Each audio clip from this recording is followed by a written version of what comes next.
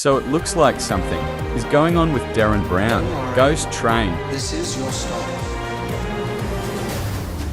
What do you guys think's going on? Maybe the ride will be getting removed? Or maybe they're just removing the VR. The VR sets have been a problem for the park, either no sound or no picture. But what do you guys think is going on? Is it the last we're going to see of Derren Brown? I'm sure we will find out more before the park reopens in March.